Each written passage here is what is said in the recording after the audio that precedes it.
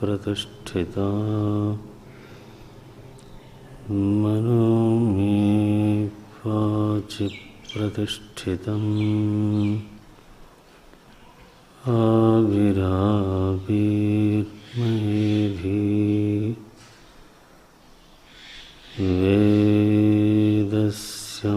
वेदस्यमानस्तः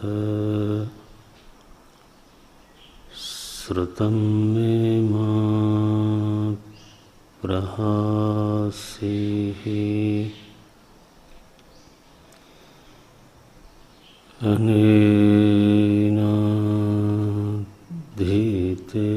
अनेनाधीतेन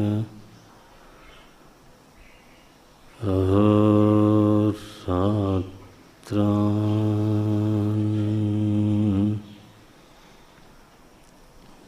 संदधामि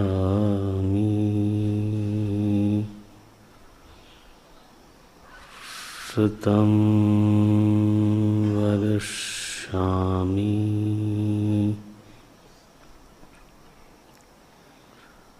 सत्यं वदिष्यामि तन्माम्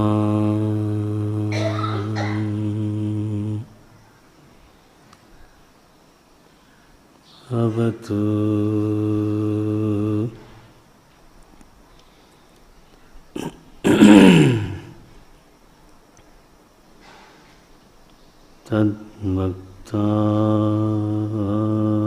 तद्भक्तार्थमवतु अवतु माम्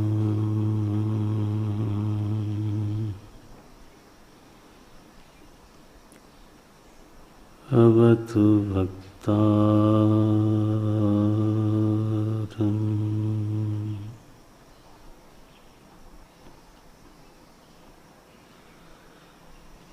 अवतु भक्तारम्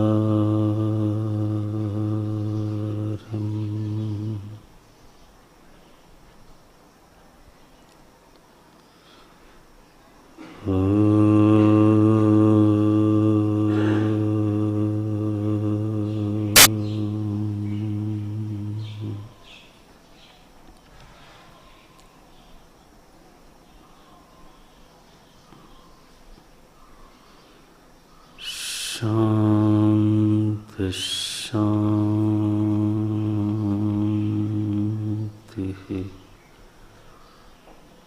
शांति।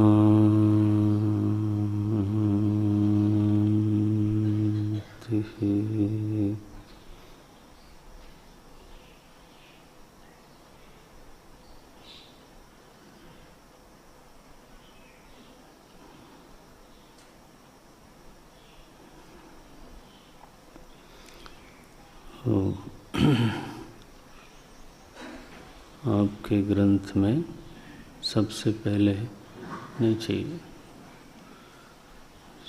सबसे पहले शांति मंत्र लिखा है, तो आप दोहराइएगा उसको।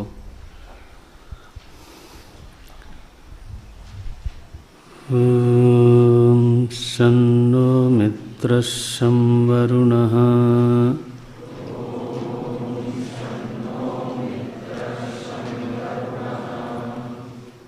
शन्नो भवत्वर्यमा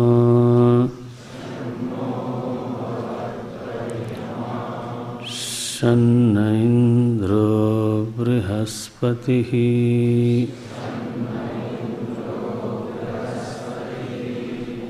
शन्नो विष्णुरुक्रमः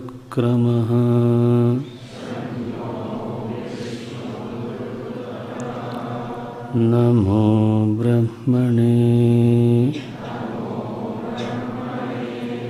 नमस्ते नमस्ते वायो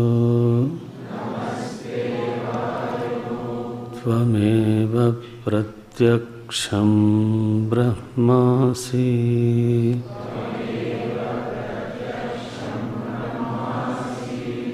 त्वमेव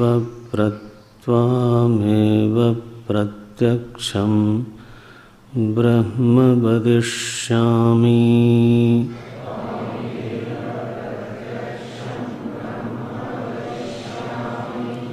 त्वामेव प्रत्यक्षं ब्रह्म वदिष्यामि।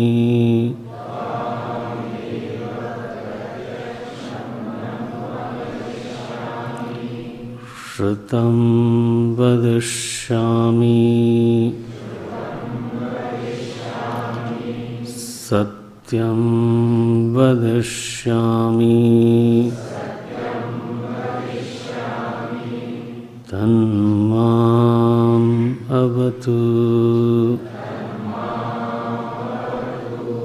तद्भक्तारमवतु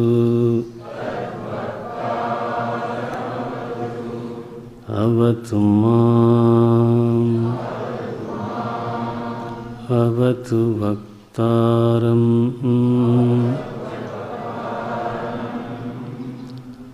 ओम शांति शांति शांति।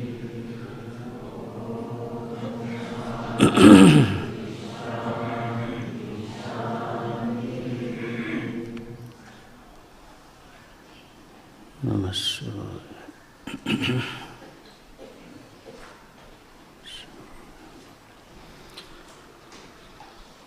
कल हम लोग तैत्तिरीय उपनिषद की थोड़ी भूमिका देख रहे थे और उसमें ये बात कही गई कि तैत्तिरीय उपनिषद कृष्ण यजुर्वेद की उपनिषद है। कृष्ण यजुर्वेद में प्रत्येक वेद में दो भाग दिखाई देते हैं। एक को मंत्र भाग बोलते हैं, दूसरे को ब्राह्मण भाग बोलते हैं। थोड़ा टेक्निकल है लेकिन थोड़ी कभी इन्फॉर्मेशन जानी चाहिए। वेद के बारे में तो हम लोगों की जानकारी बहुत कम है, तो कोई न कोई थोड़ी थोड़ी सूचना जानी चाहिए। तो वेद में ही दो भाग होते हैं, मंत्र भाग और ब्राह्मण भाग। मंत्र ब्राह्मणात्मको वेदः। वेद का स्वरूप क्या है? बोले उसमें मंत्र हैं और ब्राह्मण हैं। ब्राह्मण माने यहाँ जाति नहीं, वेद के एक हिस्से को, वेद के एक भाग को ब्राह्मण संज्ञा देते हैं, ब्राह्मण नाम देते हैं। तो यह जो उपनिषद है तैत्तिरीय उपनिषद, ये वेद के ब्राह्मण भाग में प्राप्त होती है। उसमें से 7वां, 8वां और 9वां जो भाग है उसी को तैत्तिरीय उपनिषद के नाम से जाना गया। तो मुख्य इसका नामकरण का आधार ये था कि इस उपनिषद के जो प्रवक्ता हैं मूल रूप से, वो तित्र नाम के एक ऋषि हुए। महर्षि पाणिनि ने यही व्युत्पत्ति की है, तित्तिर्णा प्रोक्तम इति तैत्तिरीयम। ये यास्क ऋषि के शिष्य थे और यास्क ऋषि वैशंपायन ऋषि के शिष्य थे। तो मूल में जो इस उपनिषद के सद्गुरु हैं वो हैं वैशंपायन। वैशंपायन ऋषि के शिष्य हुए यास्क ऋषि और यास्क ऋषि के जो शिष्य हुए वो हुए तित्तिर ऋषि। तो कई बार ऐसा होता है कि वंश परंपरा पहले से चली आती है लेकिन उसी वंश में कोई ऐसा विशिष्ट व्यक्ति जन्म लेता है, एक कोई ऐसा विशिष्ट व्यक्ति आता है कि उसी के नाम से फिर उस वंश को जानते हैं।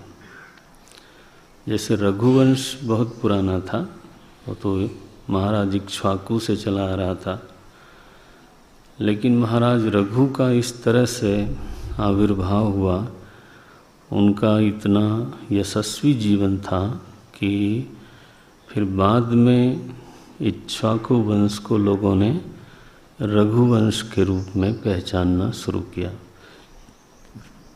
तो इक्ष्वाकु वंश कहना छोड़ दिया लोगों ने, गौड़ हो गया और रघुवंश प्रधान हो गया,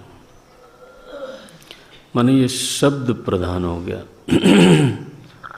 इसी तरह से गुरु परंपरा में भी तो कई बार परंपरा के प्रवाह में कोई ऐसी कड़ी आती है, कोई ऐसा यशस्वी आचार्य आता है जिसके नाम से वो परंपरा फिर जानी जाती है। इसका दृष्टांत देखो, अद्वैत वेदांत की परंपरा भगवान नारायण से शुरू होती है।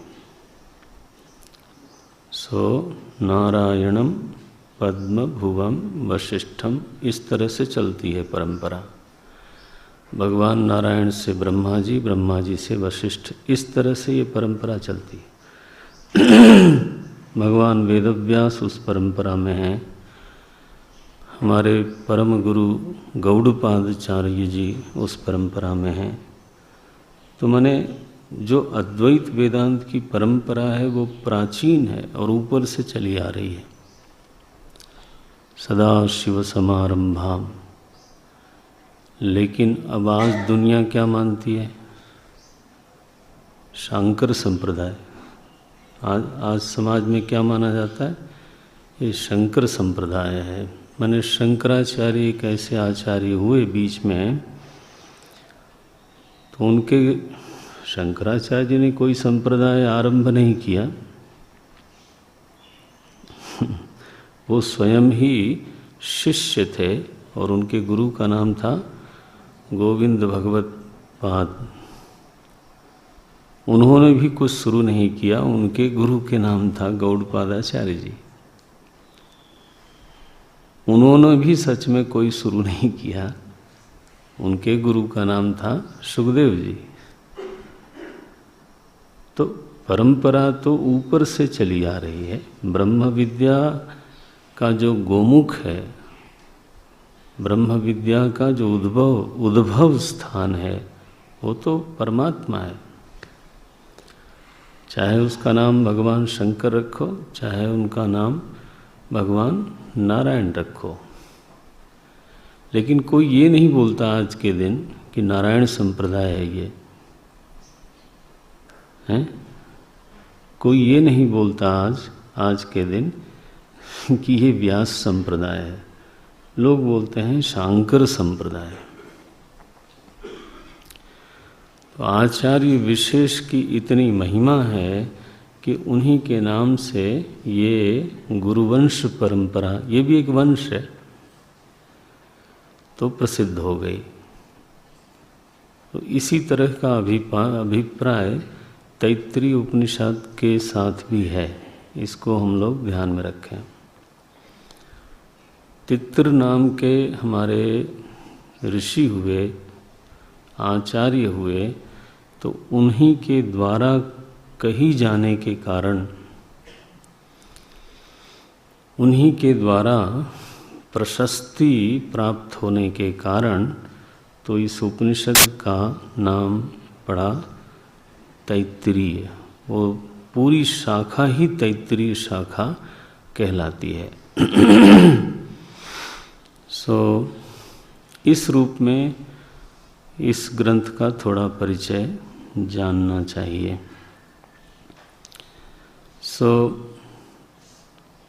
इसमें जो पहली वल्ली है, तो उसका नाम रखा गया, आचार्यों ने नाम रखा शिक्षा वल्ली। दूसरी वल्ली का नाम रखा ब्रह्मानंद वल्ली, तीसरी वल्ली का नाम रखा भृगु वल्ली। तो ये थोड़ी मोटी मोटी बातें पहले से ध्यान में लानी चाहिए। शिक्षावल्ली, फिर ब्रह्मानंद वल्ली, फिर भृगुवल्ली, ये 3 वल्लियाँ इस उपनिषद में हैं। शिक्षावल्ली नाम क्यों पड़ा? क्योंकि वह वल्ली इसी शब्द से शुरू होती है, अथा तो शिक्षाम व्याख्यास्यामः। तो पहली वल्ली इसी नाम से शुरू होती है, जिसको अब हम शिक्षावल्ली पुकारेंगे। शिक्षावल्ली में कुल मिला करके विषय का जो बंटवारा किया गया है उसमें 12 अनुवाक हैं। ये नाम फिर से आपको याद दिलावें, ये एक शब्द है अनुवाक। अनुवाक माने होता है एक प्रकार से कह लीजिए अध्याय, एक प्रकार से कह लीजिए पैराग्राफ्स। तो आप विषय का विभाजन, विषय का बंटवारा करने के लिए ये शब्द दिया गया, अनुवाक। अनुवाक ये वेद का शब्द है, और पहली वल्ली में कुल मिला करके 12 अनुवाक हैं। इसमें से 2 अनुवाकों में तो प्रार्थना है, प्रार्थना इन से शांति पाठ है। पहला अनुवाक शांति पाठ है और दूसरा अनुवाक 12वां अनुवाक भी शांति पाठ है।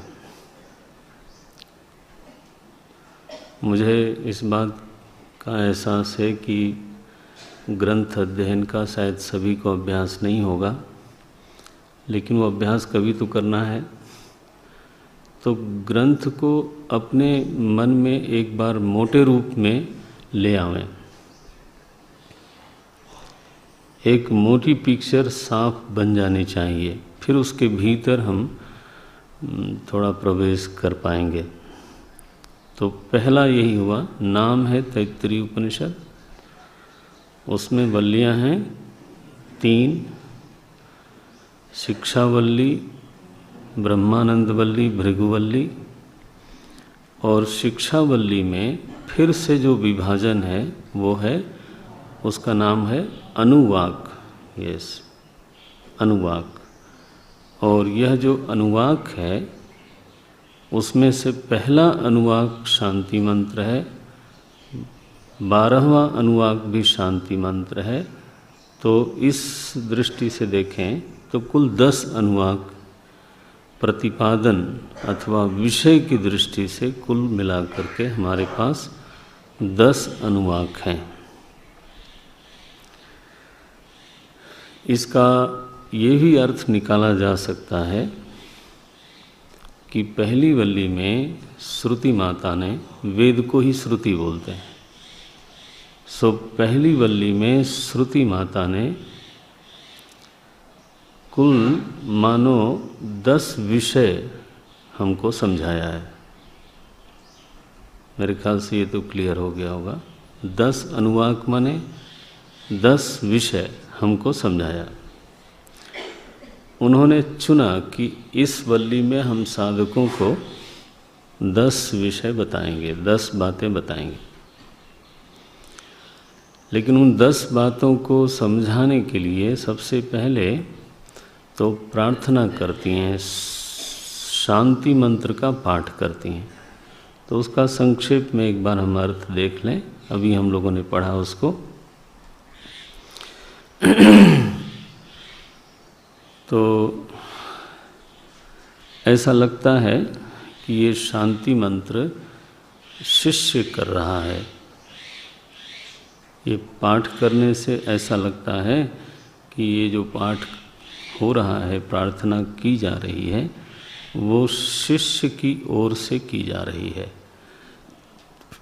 गुरु ब्रह्मनिष्ठ हैं और वो कृतार्थ हैं, अपने स्वरूप में तृप्त हैं और जीव भाव से मुक्त हैं। ऐसी दशा में जहाँ जीवत्व नहीं होता वहाँ प्रार्थना का कोई कारण बचता नहीं है। भाई भोजन की महिमा तब है जब शरीर हो, वस्त्र की महिमा तब है जब शरीर हो, सुख दुख की महिमा तब है जब अंतःकरण हो। नहीं, इन चीज़ों की महिमा स्वयं नहीं होती, इन चीज़ों की महिमा इसकी वजह से होती है। सो प्रार्थना, उपासना, सुख दुख, इन सभी की महिमा तभी होती है जब जीव भाव रहता है। एक बार जीव भाव लुप्त हो जाए, जीव भाव भंग हो जाए, तो वास्तव में प्रार्थना करने वाला ही नहीं रहा, तो वास्तव में प्रार्थना भी नहीं रही। तो इसलिए यहाँ पर जो प्रार्थना है वो शिष्य की ओर से ही सामने आती है, और वो तो अपने गुरु के लिए भी प्रार्थना करता है। इसलिए ये देखें, भगवती श्रुति, वेद के वचन हैं ये। तो सबसे पहली प्रार्थना है शं नो मित्रः, शं वरुणः।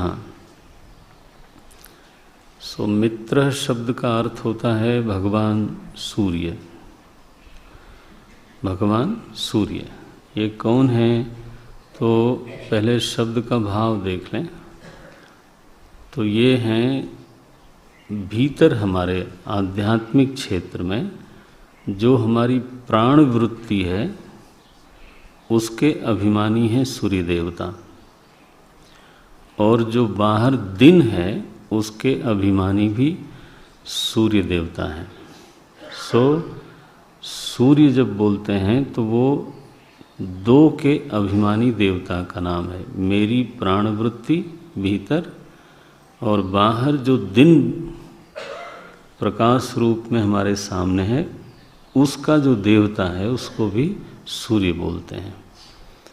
अब जब ऋषि बोलता है कि हे सूर्यदेव आप प्रसन्न होवे, तो उसके भीतर भाव क्या बनेगा कि मेरा दिन अनुकूल जाए। ध्यान देना, प्रार्थना का अभिप्राय देखो। तो मेरा दिन सुखद हो, मेरा दिन विघ्न बाधाओं से रहित हो, और मेरे भीतर जो प्राण वृत्ति है, मुख्य वृत्ति प्राण है, वो पुष्ट रहे, प्रबल रहे, मेरे जीवन में ऊर्जा बनी रहे,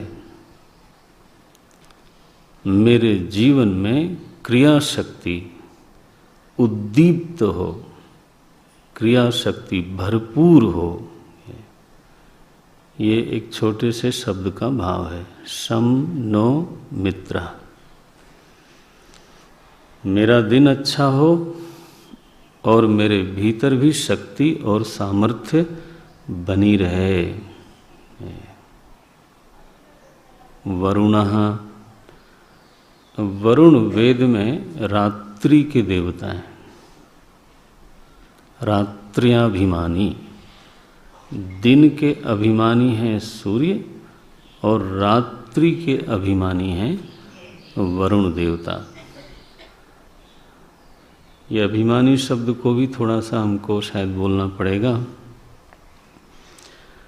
अभिमानी कहते हैं कि जिसमें ओनरशिप हो। जैसे हम और आप देह के अभिमानी हैं।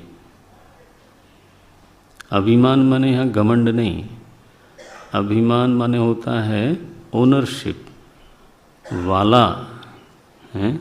जैसे धन के अभिमानी को क्या बोलेंगे?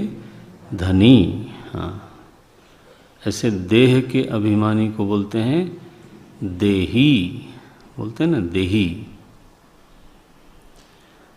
हमारे वैदिक चिंतन में एक बात कही गई कि बिना अभिमानी के तो पिंड रहता नहीं,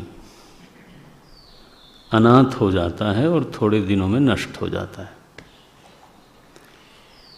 आप इसको ऐसे देख लो कि घर का कोई अभिमानी न हो तो वो घर कितने दिन रहेगा? उसको नष्ट होना ही है।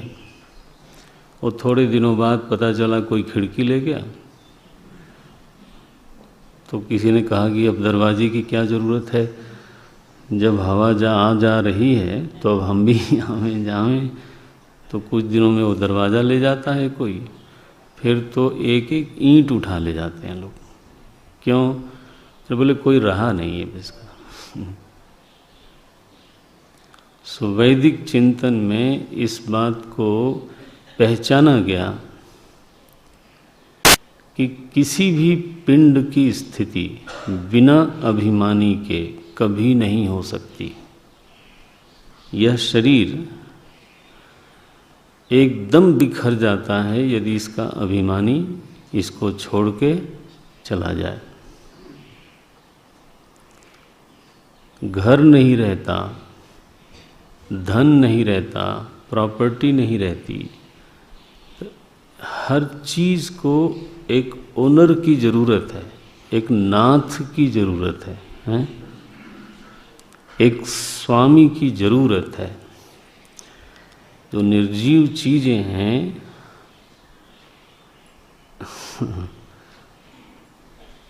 वो अनाथ स्वयं नहीं रह सकती। छोटी छोटी चीज़ों को अभिमानी की ज़रूरत है। इसको बड़ा कर लो, एक राष्ट्र को हैं स्वामी की ज़रूरत है कि नहीं? नहीं तो एनार्की जिसको बोलते हैं आप, कि अब इसका कोई नहीं रहा तो दूसरे आके ओन करते हैं।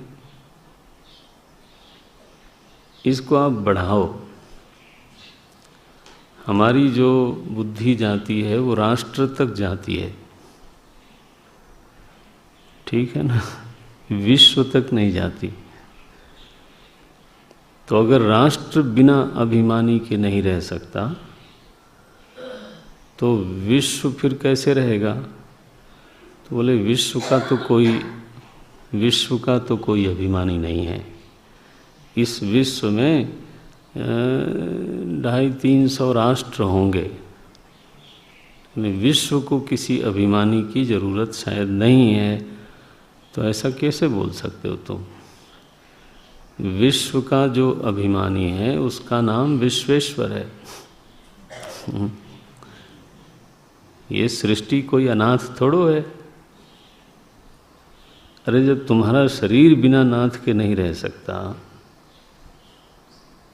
आप इसको पहचानते हो, इस रहस्य को? जब हमारा घर बिना स्वामी के नहीं रह सकता, हमारा छोटा सा एक पिंड शरीर नहीं रह सकता, तो इतनी बड़ी सृष्टि अपने आप है, ये सोचना, ये कोई सोच के बोल रहा है या बिना सोचे बोल रहा है? बोले चूंकि ऐसा कोई दिखाई नहीं देता, राष्ट्र तक तो दिखाई देता है। तो जो चीज़ आपको नहीं दिखती है वो नहीं है, ऐसा कोई तर्क बन सकता है?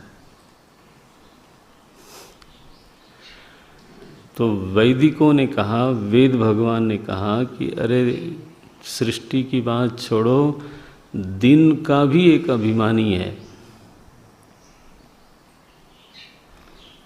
और रात्रि का भी एक अभिमानी है। दिन के अभिमानी देवता का ही नाम है मित्र सूर्य, और रात्रि के अभिमानी देवता का नाम वरुण है। थोड़ा वैदिक चिंतन को पकड़ना पड़ता है। हमारे शास्त्रों में नगर का भी एक अभिमानी होता है। गांव का भी एक अभिमानी होता है। आपको याद होगा जब हनुमान जी महाराज रात को मच्छर जैसा छोटा सा रूप लेके जब लंका में प्रवेश कर रहे थे, हैं, उस समय लंका की अभिमानिनी देवी एकदम सामने आ गई। उसका नाम क्या था? लंकिनी। ये तो ये हमारी चिंतन प्रणाली है, इसको समझना चाहिए। वो लंकिनी सामने आई और उसने डांटा हनुमान जी को, स्वागत शब्द बोला। हनुमान जी को लंका के दरवाजे पर पहला जो शुभ वचन सुनने को मिला वो मिला 60। बोले जाने से नहीं मरम 60 मोरा। 60 माने बिना जाने बूझे, बताओ किसी को जो है कोई परिचय भी नहीं पूछा कि किसके लड़के हो, सीधे ही जो पहला संबोधन है वो तुम 60 हो। बड़ा हमारा विषय अभी ये है कि वन का भी अभिमानी होता है, नगर का भी अभिमानी होता है। एक ये सोचने का तरीका है और इसी सोच को मैंने शरीर से शुरू करके इसी सोच को ऊपर उठाते हैं तो सृष्टि का भी जो अभिमानी है उसका नाम हुआ फिर ईश्वर अथवा विराट पुरुष नारायण। थोड़ा थोड़ा ध्यान जाना चाहिए। स्ट्रेन अपने आप को भले न करो, लेकिन इसका मतलब ये थोड़ा है कि हैं कुछ कहा सुना ही न जाए। ये तो हो नहीं सकता। तो यहाँ सूर्य देव को नमस्कार है। उसमें छिपी हुई प्रार्थना ये है कि मेरा दिन अच्छा होवे और मेरी ऊर्जा शक्ति है, मेरी प्राण शक्ति प्रबल बनी रहे। 2 हो गया। अब कहा मेरी रात्रि सुखद हो। हे वरुण देव आप सुखी हो। आप सुखी हो माने क्या? आपको सुखी करने के लिए थोड़ा प्रार्थना कर रहा हूँ। आप प्रसन्न होवें तो मैं तो हूँ प्रसन्न। बोले नहीं, जब आप प्रसन्न होंगे तो मेरी रातें ठीक गुजरेंगी। सो मेरी रात्रि सुखद हो। ये पहली पंक्ति का अर्थ है। शन्नो मित्रः शम वरुणः। और वरुण देवता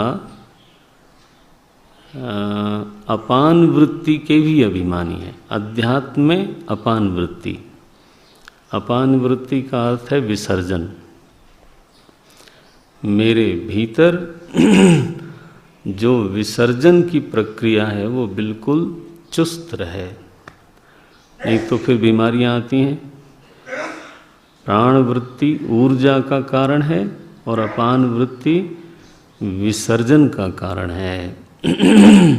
जो भी अवांछित हमारे शरीर में द्रव्य रह जाता है भोजन और पानी के बाद अथवा शारीरिक प्रक्रिया के बाद, वो सब का सब विसर्जित होते रहना चाहिए, तभी स्वास्थ्य होता है।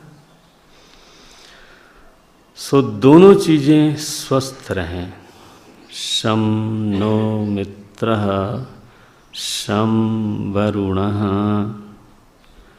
शन्नो भवति अर्यमा। ये अर्यमा कौन है? तो कहा गया कि चक्षु और आदित्य। अध्यात्म में आँखें और अधिदैव में अधिभूत में आदित्य सूर्य। दोनों के एक ही अभिमानी देवता हैं, उनका नाम है अर्यमा। माने हमारी चक्षु और जगत की चक्षु, जगत की आँख है सूर्य और आपकी व्यक्तिगत आँख है ये। इन दोनों का असल में ओनर इन दोनों का जो अभिमानी है वो सूर्य देव है। इसका अभिप्राय अर्यमा है। इसका अभिप्राय हुआ कि हमारा दर्शन क्रिया हमारी वो स्वस्थ रहे। आँख के बिना भी दर्शन नहीं होता और सूर्य के बिना भी दर्शन नहीं होता। तो ये दोनों मिल करके जो मेरा उपकार करते हैं, आँख भी मेरा उपकार करती है और सूर्य भी मेरा उपकार करता है। ध्यान रखना, आँख न हो तो आँख का कोई नुकसान नहीं है क्या? आँख न हो तो मेरा घाटा है। इसका मतलब क्या हुआ कि मैं आँख से अलग हूँ। नफा नुकसान मेरा है। मुझे लाभ देने वाली दो चीज़ें हैं, सूर्यदेव और नेत्र। दोनों मिल करके हमको तो रूप रंग का ज्ञान देते हैं। उसका अभिप्राय है हमारा इंद्रिय व्यवहार स्वस्थ रहे, केवल आँख से नहीं। फिर इसको वेद में बोलते हैं उपलक्षणा विधि, माने कान का भी व्यवहार ठीक रहे, आँख का भी व्यवहार ठीक रहे, रसना का व्यवहार ठीक रहे, घ्राण का व्यवहार ठीक रहे, स्पर्श का व्यवहार ठीक रहे। इसका मतलब है कि जो मेरे अंतःकरण में ज्ञान की धाराएं बह रही हैं, पंचनद्या सरस्वती, आप समझते हो? ये 5 नदियाँ एकदम अंतःकरण में चलती चली जाती हैं। ये अंतःकरण रूपी सरस्वती नदी शास्त्रों में अपने ढंग से बातें कही जाती हैं। अंतःकरण साक्षात ज्ञानमयी नदी है मानो, लेकिन उसको पुष्ट करने वाली सब्सिडरीज, उसमें जो जल भरने वाली हैं वो कौन है? 5। आँखों से पानी आ रहा है, कान से आ रहा है, रसना से आ रहा है, स्पर्श से आ रहा है, घ्राण से आ रहा है। तो ऋषि क्या मांग करता है कि मेरी ज्ञान धाराएं बिल्कुल स्वस्थ हों यहाँ भी, और इसके जो उपकारी बाहरी तत्व हैं वो भी मेरे ऊपर अनुग्रह करें। हे अर्यमा, इस सारी व्यवस्था का जो अधिनायक है उसका नाम है अर्यमा। शन्नो मित्रः शं वरुणः शन्नो भवति अर्यमा। मेरे देह में बल बना रहे, मेरे अंतःकरण में बल बना रहे। बल के देवता हैं इंद्र। तो ऋषि उनको प्रार्थना करता है, शम्नो इंद्रः, ये मेरा जीवन बलवान जीवन हो। बृहस्पति ही, बृहस्पति वाणी के देवता हैं। तो ऋषि मांग करता है कि मैं जो बोलना चाहता हूँ, जो मैं भाव को व्यक्त करना चाहता हूँ, उसको व्यक्त करने में मैं समर्थ हूँ। आई शुड बी ग्रेट कम्युनिकेटर, ये मतलब है। बृहस्पति की प्रार्थना का भाव क्या है कि I should be able to communicate even my subtlest emotion and the subtlest thought। वाणी के देवता है। कई बार लोगों में भाव होता है, अभिव्यक्ति नहीं होती। They are bad communicators. कई बार तो उल्टा हो जाता है, कहना कुछ चाहते हैं, कहते कुछ है, सामने वाला बेचारा परेशान होकर रह जाता है। सो बृहस्पति की प्रार्थना है। आप जानते हो बृहस्पति भगवान वाणी के भी देवता हैं और बुद्धि के भी देवता हैं। असल में वाणी और बुद्धि का बहुत ही गहरा संबंध है। इसलिए माता सरस्वती को भी बुद्धि का देवी कहा गया, साथ में उनका नाम ही रख दिया गया वाणी। सरस्वती का एक नाम है वाणी। आप इसको देखो, समझने में कोई कठिनाई नहीं है, क्योंकि जब मैं बोलता हूँ तो मेरे विचार साथ साथ में बहते हैं। कई बार तो ऐसा हो जाता है कि विचार में और वाणी में कोई भेद नहीं समझ में आता। अगर आप मन में सोचना शुरू करें तो वो वाणी है कि विचार है?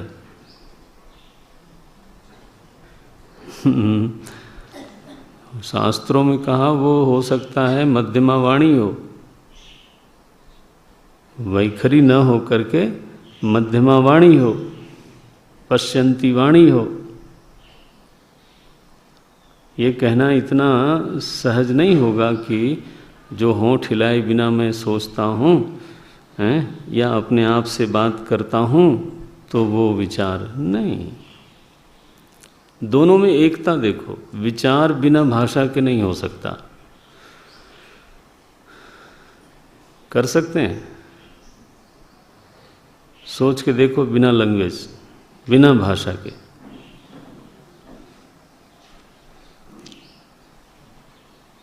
मेरे ख्याल से तो कोई नहीं कर सकता। इसीलिए पशु में ज्ञान नहीं हो पाता। Anybody who wants to think, he has to have a language. अच्छा, इमोशंस को कोई भाषा नहीं चाहिए, ठीक है कि नहीं? आप अंग्रेजी में डरते हो कि हिंदी में? That is emotion. अच्छा, आपको हंसी आई, ये फ्रेंच में आई कि जर्मन में? सो भावना को भाषा नहीं चाहिए, लेकिन चिंतन को भाषा चाहिए। तो जिनके पास भाषा नहीं है वो भी भावना वाले हो सकते हैं, लेकिन जिसके पास भाषा नहीं है वो चिंतन वाले नहीं हो सकते। तो विचार को भी भाषा चाहिए, वाणी को भी भाषा चाहिए, इसलिए दोनों का रूप एक हो जाता है।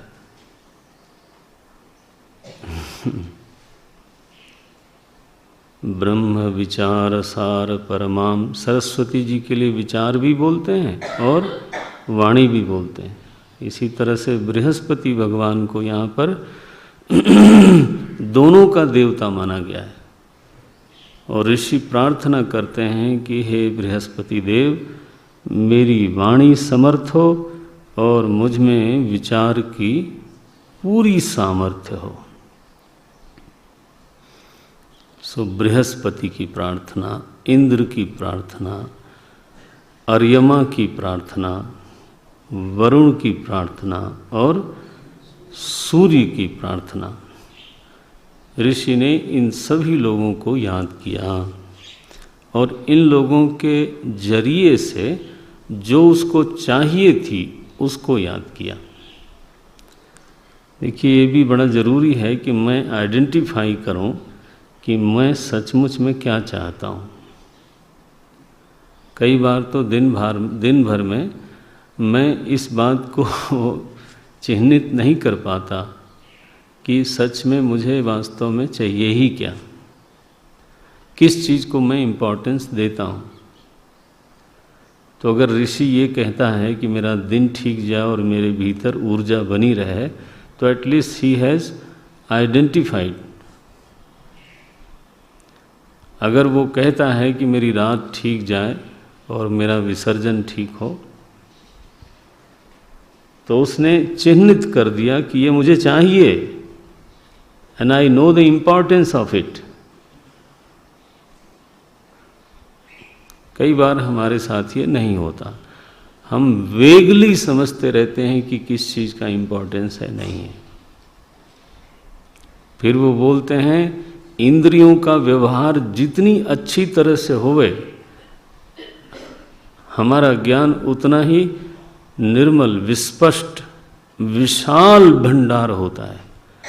लोग बोलते हैं he is a knowledgeable fellow, well read, well travelled, very well connected, very well informed. जब आप ये सब शब्द बोलते हो, व्हाट डू यू मीन? उसका मतलब है कि उसके साथ जरा संभल के अल्टीमेटली नॉलेज इज पावर, ज्ञान ही शक्ति है। जनरल की बाहें बूढ़ी होती हैं, लेकिन युद्ध वही करता है। सेनापति कौन होता है? मसल वाला नहीं। सी सो इम्पोर्टेंस समझ में आना चाहिए कि हमारी जो 5 धाराएं प्रभु ने दे रखी हैं, जहाँ से ज्ञान हमारे अंतःकरण में इकट्ठा होता है, वो धाराएं बिल्कुल खुली रहें, स्वस्थ रहें, चलती रहें। एक बल हो जीवन में, वाणी समर्थ हो। गुरुदेव से किसी ने पूछा कि Swami ji, you are running such a big projects, what are the resources you have? He said, don't you know, I have a very large property. किसी ने पूछा, स्वामी जी रियली? यस, 1 सवा इंच की जीभ है मेरे पास, ये उन्होंने कहा। That is my property. That runs the whole project. आप समझते हो बृहस्पति भगवान का importance? If somebody has it. सो एक क्या चाहिए हमको? मनुष्य को प्रबल बनाने वाली चीज़ें क्या हैं, उसको कोई पहचाने तो सही। तो बोलने में क्या हर्ज है, बोलना चाहिए। फिर सब बृहस्पति, विचारणा शक्ति, अभिव्यक्ति शक्ति स्वस्थ हो, समर्थ हो, पुष्ट हो, प्रगल्भ हो। जब इस प्रकार की कामना ऋषि करता है, फिर कहता है भगवान विष्णु को मैं नमस्कार करता हूँ। बोलते हैं सन्नो विष्णु, हे भगवान विष्णु, आप प्रसन्न होवें, मेरे ऊपर खुश रहें। वेद में विष्णु भगवान चरणों के देवता हैं। पादयोर विष्णु, चरणों को देवता हैं। उरुक्रमः, उरुक्रमः का अभिप्राय है जिसका विस्तार है। चरण ही वास्तव में गति के प्रतीक हैं, नहीं? तो जब भगवान विष्णु की प्रार्थना हो रही है तो उसका अंतर्भाव क्या है कि मैं कूप मंडूक न बनूं। ये ऋषि बड़ा एम्बिशियस दिखाई देता है, रियली बहुत ही एम्बिशियस दिखाई देता है। वो कहता है I should be travelling the whole world. आप समझते हो भगवान विष्णु की प्रार्थना करके इस रूप में कि आप चरणों के देवता हैं, इसका क्या अभिप्राय है? इसका अभिप्राय है दुनिया को मैं जानूं, देखूं, जाऊं वहाँ। बोले भाई विद्यार्थी महाराज, आप कुछ ज़्यादा नहीं बोल रहे हो? बोले आपको ज़्यादा लगता होगा, मेरे लिए तो कम ही है।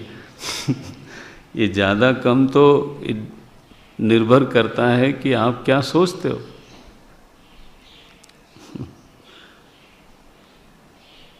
शन्नो विष्णु उरुक्रमः, जिसकी विस्तृत गति है।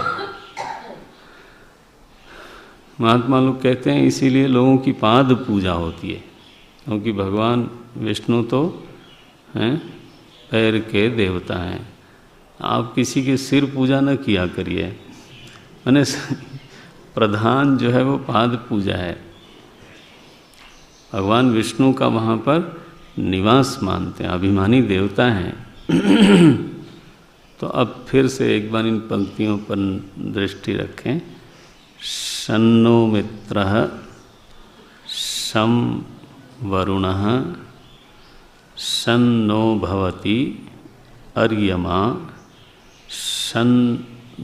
शन्न इंद्रो बृहस्पतिः शन्नो विष्णुः उरुक्रमः। यहाँ तक तो प्रार्थना अपने भीतर की शक्तियों के अभिमानी देवताओं की हुई। उसके पीछे थोड़ा थोड़ा कुछ मांग भी थी, कहीं बल मांगा गया, कहीं बुद्धि मांगी गई, कहीं वाणी मांगी गई, कहीं दिन का अच्छा रात का अच्छा होना मांगा गया, कहीं विसर्जन ठीक हो, कहीं ऊर्जा ठीक हो, ये सब बातें मांगी गई। अब जो प्रसंग है वो सगुण भक्ति का है। देखो वेदों में भक्ति की धारा को पहचानना चाहिए। कई बार लोगों को पहचान नहीं होती तो उनको लगता नहीं कि वेद में भक्ति की धारा बहती है। अब ये सगुण भगवान जो जीव के संदर्भ में प्रभु का रूप है ना, उसका वंदन है। क्या बोलते हैं? नमस्ते नमो ब्रह्मणे। देवता की स्तुति पूरी हो गई। देवता की स्तुति के पीछे भाव है कि आप इस क्षेत्र के देवता हो, वो मुझे चाहिए। लेकिन अब ब्रह्मोपासना, एक ही शांति मंत्र में दो हिस्से हैं। अब क्या बोलते हैं? नमो, ग्रंथ देखें तो नमो ब्रह्मणे, हे प्रभो, हे ब्रह्म। प्राचीन काल में विशेष रूप से वेदों में तो प्रभु सत्ता को ब्रह्म कहा करते थे ज़्यादा। जब पुराण का, रामायण का हमारे समाज पर ज़्यादा प्रभाव पड़ा, तब उसी प्रभु सत्ता को आप राम कहने लगे। तो राम कहने में थोड़ा रस लोगों को लगता है। ब्रह्म कहने में बोला ये कौन है? इसका मतलब क्या है कि जो वेद का जो प्रभाव था, वेद के शब्दों का प्रभाव था, वो हमसे थोड़ा दूर पड़ गया और उसकी जगह ले ली रामायण और पुराण के शब्दों ने। उसमें कोई बुराई नहीं है, लेकिन ये जरूर बुराई है कि आप रामायण के शब्द को तो पहचानो और वेद के शब्द को न पहचानो। भाई ये तो बात नहीं चलेगी। आफ्टर ऑल हम लोग जो मूलतः हैं वो वैदिक हैं। मूल हमारी पहचान सच में तो हिंदू शब्द शास्त्र में आता ही नहीं है। एटलीस्ट हमने कहीं नहीं पढ़ा। वैदिक जरूर कहा जाता है, यानी वेद के आज्ञा में रहने वाले लोगों को वैदिक कहा जाएगा। बाकी तो शब्द ऐसे इतिहास में किसी ने हमको दिया और हमने लिया, ऐसे ही हुआ। तो हम तो यही पढ़ते रहे कि सिंधु कि इधर रहने वालों को फिर हिंदू, सिंधी, हिंदी ये सब बोलते चले गए। तो ये तो इतिहास प्रवाह में ये सब बातें हुई हैं, ये कोई आपका मूल थोड़ो है। मूल तो ये है कि हम वैदिक हैं, और वैदिक होने का मतलब है वेद के आज्ञा के अनुसार जीने का संकल्प लेते हैं, और इसीलिए जनेऊ पहनते हैं। जनेऊ माने एक संकल्प है कि मैं आपकी आज्ञा के आगे व्रतबंध हूँ। 96,000 ऋचाओं का प्रतीक मानते हैं यज्ञोपवीत को। तो वयम वैदिकाः एवं स्मर्तव्यम। तो नमो ब्रह्मणे, हे ब्रह्म, हे प्रभु। ध्यान रखें, ब्रह्म माने प्रभु सत्ता, ईश्वर सत्ता, वह सत्ता जो सर्वोपरि है। नमो ब्रह्मणे, हे प्रभो, हे ब्रह्म, हम आपको नमन करते हैं। अब यहाँ किस लिए नमन करते हो ये सीधे बोला नहीं गया है, हम आएंगे इस पर। नमो ब्रह्मणे, अगला शब्द देखें, नमस्ते वायो। अब यहाँ वायु को नमस्कार नहीं है, ध्यान रखना। अगर आप में से कुछ लोग अपने कमरे में जाके इस मंत्र को पढ़ें और अर्थ अनुवाद देखे बिना आपको हृदय में आ जाए, तब तो ये कक्षा सफल हो गई। आफ्टर ऑल इतना समय दिया जा रहा है। तो नमो ब्रह्मणे, वायु, यहाँ वायु को नमस्कार नहीं है। वायु शब्द से ये वेद की थोड़ी प्रणाली हमसे दूर हो गई ना, इसलिए थोड़ा होता है।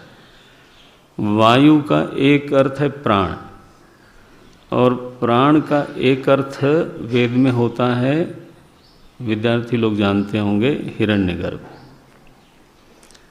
और हिरण्यगर्भ उसको बोलते हैं, प्राण उसको बोलते हैं जो कर्म फल का दाता है। ये वेद का ऐसा अभिप्राय है, इसको ऐसे ही श्रद्धा से रख लीजिए मन में। सो वेद में वायु शब्द से अधिकतर कर्म फलदाता ईश्वर को पुकारा गया है। प्राणः वायुः सूत्रात्मा हिरण्यगर्भः, ये। सो नमो ब्रह्मणे, और आपकी सबसे साक्षात मूर्ति क्या है? बोले वायु वितरण करती है, और असल में तो आप कर्म फल दाता हो, समस्त जीवों के कर्म फल दाता हो। समस्त जीवों के, अगर मुझे आपको बोलना हो आपके बारे में कि प्रभु ये सारे जीवों के जीवन में आपकी स्थिति क्या है, आपका रोल क्या है, हो आप, कहा जाता है कि आप सभी के उपकारी हो और सब जगह हो।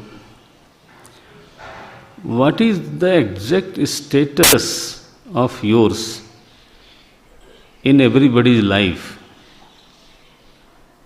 अब मान लो ये क्वेश्चन हो और आपको जवाब देना हो, तो आप बृहस्पति भगवान को पहले याद कर लीजिए, क्योंकि वाणी तो है ना। और जवाब क्या होगा कि तुम ऐसा ही समझ लो कि मैं सभी जीवों में प्राण हूँ। Is it okay? ये एक्सप्रेशन हुआ कि नहीं हुआ? ईश्वर की हम सभी के जीवों के जीवन में वही स्थिति है जैसे सभी शरीरों में प्राण की स्थिति है, तो ईश्वर को प्राण कहा जा सकता है कि नहीं?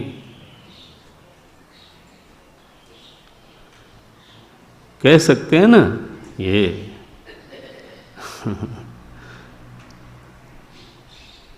तुम प्राण हो सभी के, तुम जीवन के, जीवों के जीवन हो। जो मेरे जीवन का आधार है, जिसके बिना मैं रह नहीं सकता, उसको बोलते हैं प्राण। मेरे ख्याल से इतना तो स्पष्ट ही है। जो अभी देहधारी होकर के तो यही स्पष्ट है कि जो मेरे जीवन का आधार है, जिसके बिना मैं नहीं रह सकता, उसको कहते हैं प्राण। और इसमें अगर किसी को संदेह हो तो वो हाथ उठावे, तो मैं आगे ये कहूँगा कि उसका जो पड़ोसी है वो उसकी नाक दबावे।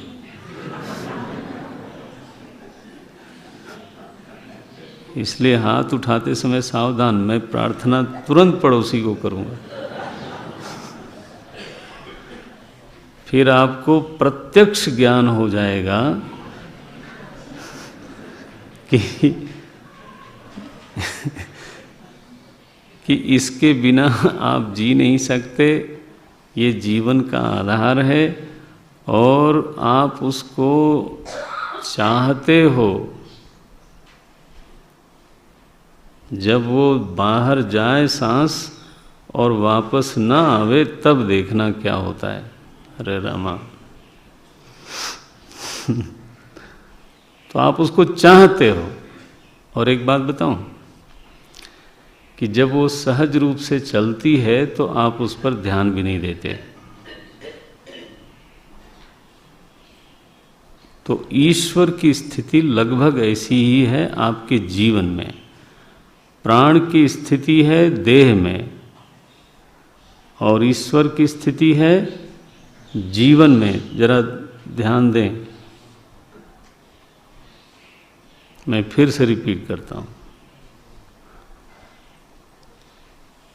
देह में प्राण की ये स्थिति है कि आप उसको चाहते हो, उसके बिना रह नहीं सकते, और जब वो चलती है तो आप उस पर ध्यान नहीं देते हो। जीवन में प्रभु की स्थिति यही है, उसके बिना जीवन नहीं हो सकता। उसी को आप चाहते हो और जब वो बना हुआ है तो आप उस पर नारायण ध्यान नहीं देते। तो ईश्वर का सबसे साफ साफ विग्रह क्या बनेगा, दृष्टांत क्या बनेगा?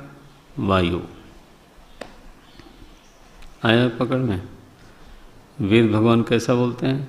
नमो ब्रह्मणे, फिर आगे बोलते हैं नमस्ते वायो।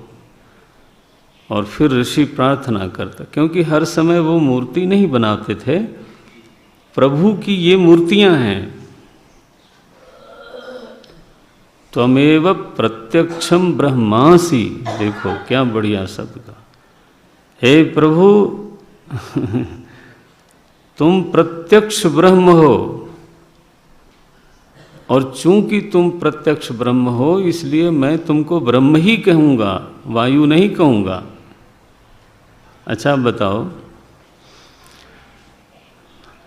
प्रभु के मंदिर में, यहाँ श्री राम मंदिर है, तो वहाँ जब जाते हो तो आप क्या बोलते हो कि ये प्रभु राम है, या आप बोलते हो कि ये राम की मूर्ति है?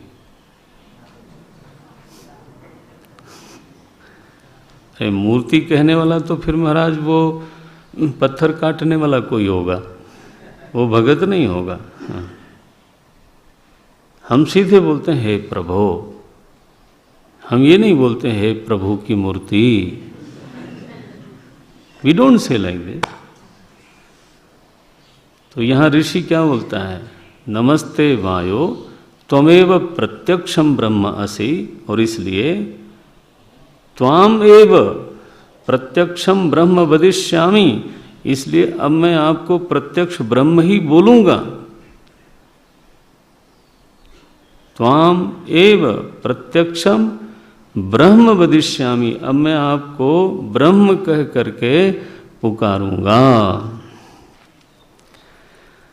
ऋतम वदिष्यामि, ऋतम वदिष्यामि का अभिप्राय हुआ, ये एक शब्द जरा सा टेक्निकल सा है, दो शब्द आते हैं, ऋतम सत्यम। साधारणतः दोनों का अर्थ होता है सत्य, ऋतम माने सत्य और सत्यम माने भी सत्य, लेकिन दोनों जब अलग अलग प्रयोग किए जा रहे हों तो इसका अर्थ क्या होगा? ऋतम माने होता है मेरी बुद्धि में अपने कर, ध्यान से देखें जो लोग इसको समझना ही चाहते हैं, मेरी बुद्धि में अपने कर्तव्य के रूप में कि ये मुझे करना है, करना चाहिए, ऐसा रहना चाहिए, ऐसा रहना चाहिए, जीवन का ये उद्देश्य है, वहाँ पहुँचना चाहिए, माने कर्तव्यतया यत् निश्चितम अर्थम बुद्धौ।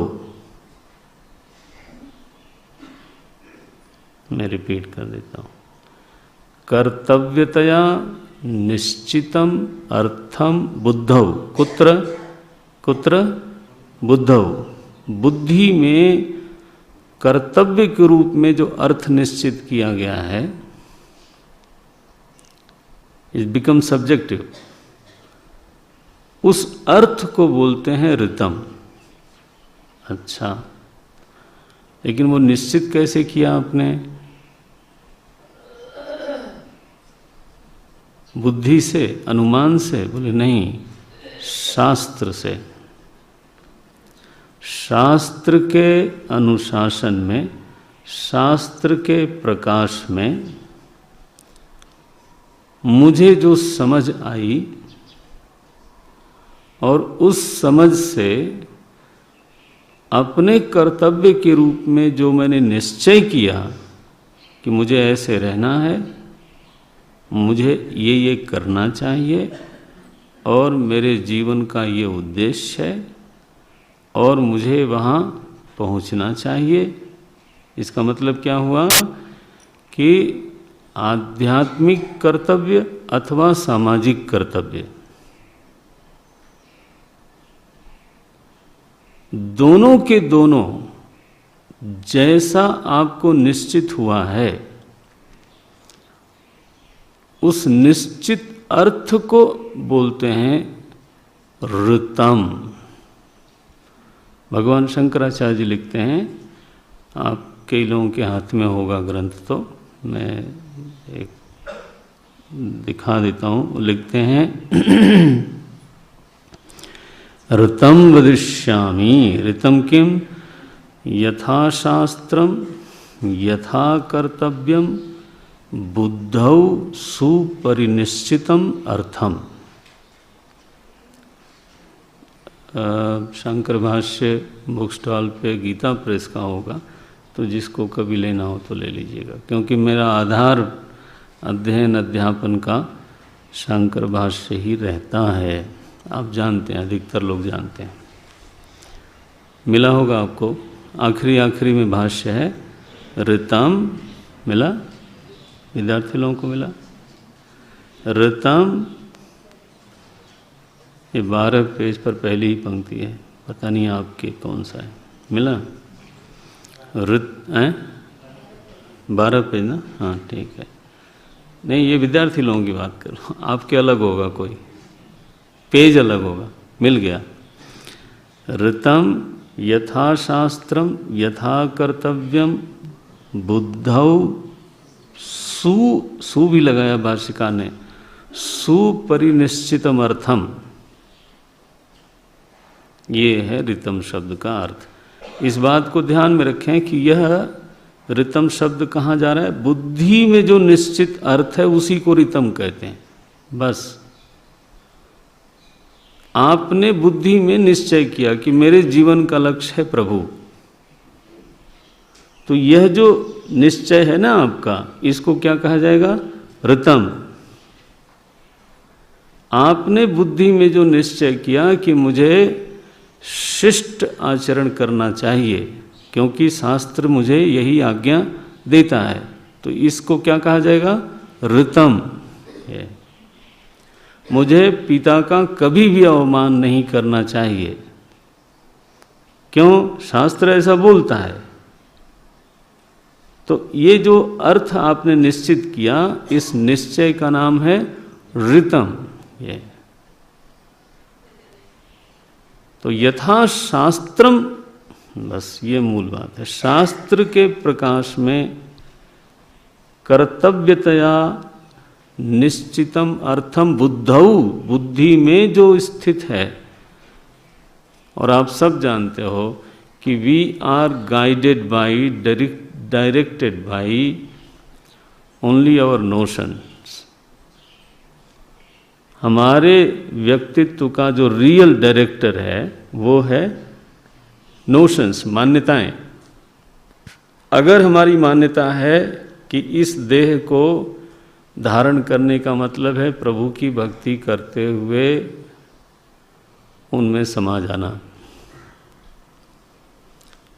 तो यह मान्यता हमको भक्ति करवाएगी। और अगर हमारी मान्यता यह है कि भाई इंद्रियां मिली हैं, भोग मिला है, भगवान पता नहीं है कि नहीं है लेकिन मिला है तो उड़ाओ ना फिर, तो वो मान्यता ही हमको भोगी बनाती है, मान्यता ही हमको योगी बनाती है, मान्यता ही हमको माता पिता की सेवा करवाती है, और मान्यता ही हमें माता पिता का तिरस्कार करवाती है। So real director of my personality is my notions, मेरी जो मान्यताएं हैं। और वो मान्यता अगर शास्त्र सम्मत हो तब उसको कहा जाएगा ऋतम। और अगर वो मनमानी हो, ध्यान रखिएगा, हर मान्यता को ऋतम नहीं बोल सकते। अगर वो मनमानी हो, that will not be called ऋतम। इसलिए भाष्यकार ने साथ में यथा शास्त्रम, ये पहला शब्द है। और मान्यता किसके बारे? कि मेरा ये कर्तव्य है और मुझे ऐसे नहीं करना चाहिए और मुझे वहाँ पहुँचना है और अन्यथा नहीं होना चाहिए। सो ये हुआ ऋतम। ऋषि क्या कहता है? हे ब्रह्म, हे प्रभु, हे मेरे मालिक, असल में आप ही मेरा ऋतम हो। आप देख रहे हो अर्थ, कितनी सुंदर प्रार्थना हो गई कि मेरी जो मान्यताएं हैं वास्तव में वो आप ही हो। क्या मतलब हुआ? कि मान्यता गाइड करे या आप गाइड करो, हाँ एक ही है। हाँ, मेरी जो मान्यताएं हैं वो शास्त्र से इस तरह से अनुशासित हैं कि वो वास्तव में आप मेरे भीतर बैठ करके हाँ मुझे निर्देशित कर रहे हो। इसलिए मैं आपको ऋतम बोलूंगा। अर्थ देख रहे हो? मैं आपको ऋतम बोलूंगा। मेरे भीतर जो भी ऋतम है उसका नाम क्या है? बोले उसका नाम है शिव जी। ऋतम वदिष्यामि सत्यम। हाँ, सत्यम का अर्थ होता है शिष्ट पुरुषों के द्वारा जब उसी ऋतम को आचरित कर दिया जाता है, एग्जीक्यूट कर दिया जाता है, तो वो साधारण से साधारण लोगों के आंखों के सामने होने से अस्ति ये ऐसा है, ये एक भावना बनती है। तब हम बोलते हैं आचरित सत्य को सत्य बोलते हैं। इसका मतलब क्या है साधारण समझने के लिए? कि एक तो हुआ शास्त्र का अनुशासन, जो हमारे भीतर सच में सही सही मान्यता का निर्माण करता है। दूसरा है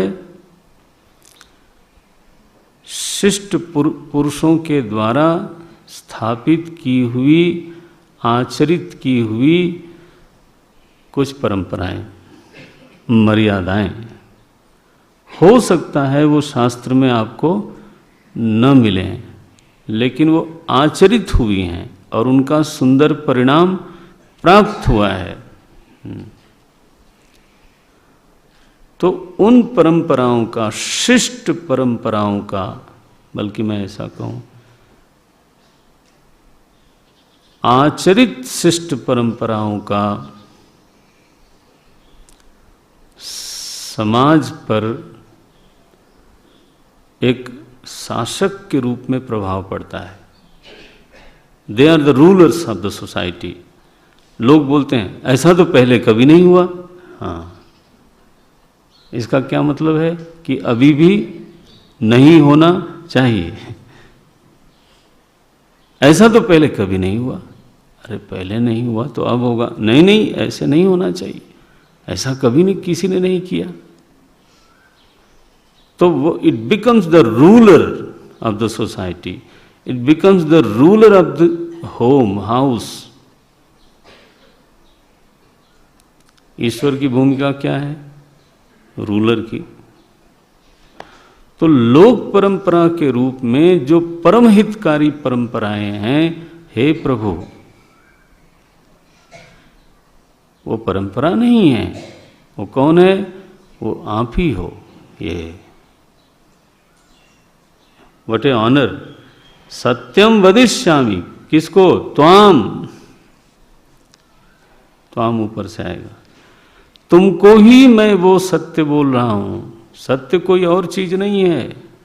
ये जो हितकारी परंपराएं हैं, आचरित हित परंपराएं हैं, don't say it is man made and so I can change it. ऋषि कहता है इट इज लाइक गॉड। उन परंपराओं को, उन हितकारी प्रत्यक्ष सत्य को मैं समझता हूं वो तुम ही हो। मैं सत्य के रूप में तुमको नमस्कार करता हूं, मैं ऋतम के रूप में तुमको नमस्कार करता हूं। ये ऋतम वदिष्यामि, सत्यम वदिष्यामि। क्या मांगते हो भाई? मानो भगवान प्रसन्न हो गए तो बोलते हैं तन माम अवतु, वो मेरी रक्षा करे और मेरे सद्गुरु की भी रक्षा करे। अवतु वक्तारम, इसीलिए मैंने कहा था ये प्रार्थना विद्यार्थी कर रहा है। माम अवतु और अवतु वक्तारम, 2 बार कहा। अवतु माम, अवतु वक्तारम। ओम शांति शांति शांति। कक्षा आरंभ होने के पहले एक अवलोकन फिर करेंगे और फिर आगे बढ़ेंगे। 11 बजे, पौने 11 बजे, सॉरी, है ना, पौने 11 बजे। ओम ओम पूर्णमदः पूर्णमिदं पूर्णात् पूर्णमुदच्यते पूर्णस्य पूर्णमादाय पूर्णमेवावशिष्यते। ओम शांति शांति शांति। हरि ओम। श्री गुरुभ्यो नमः। हरि ओम।